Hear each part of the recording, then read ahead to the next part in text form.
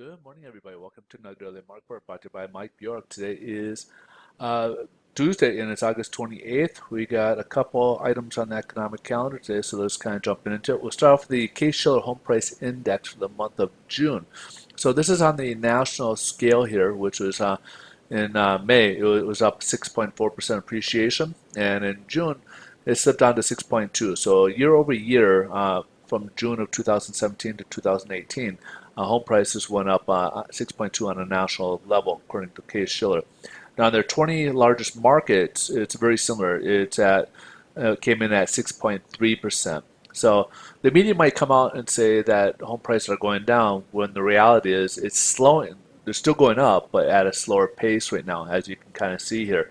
So don't let the media fool you in terms of home prices coming down. They're still going up, but a little bit at more of a healthy pace here at 6.2 level versus, sometimes in some markets are double digits here. So again, this is a very good and very healthy move here. So not to get worried about the MSM out there. We also got the Consumer Confidence Index for the month of August. So the last reporting came in at 127.9, which is a high reporting. They thought it would come down a little bit at 127.2, and it actually went up to 133.4. This is an 18-year high, so confidence level is extremely high right now with all the news. So people are feeling very good about where things are moving, which bodes well, obviously, for the stock market.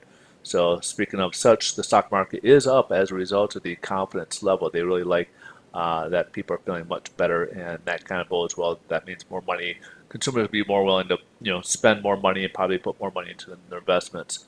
Mexico and NAFTA, they're still kind of feeling a little bit about that. There's still optimism about a treaty going on with Canada as well. So now that Mexico's being wrapped up, and we'll learn details of it later, but they're looking at hopefully Canada next, and hopefully Canada can be resolved as well in the near future. So let's see how this is playing out in the bond market here, which is affecting interest rates. So right now we're down about 11 basis points. We are touching this double resistance here, or double floor of support here, which is the 50-day and the looks like the 100-day moving average here. We were about the same as what we left off yesterday. So based on where we left off on Friday, really, we're down quite a bit here, about 19 basis points, which translates, yes, we will have worse pricing.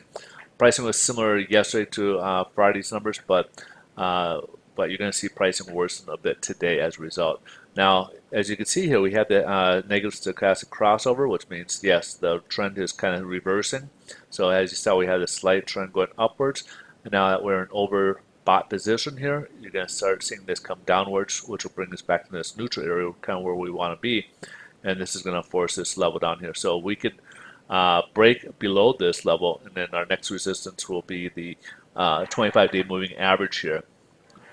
So again, be a little cautious here. Hopefully, if you guys are out there, have rates, whether it's refinance or purchases, you guys are locked in, because rates will probably worsen here a little bit here. So I would definitely want to lock in if I were you folks.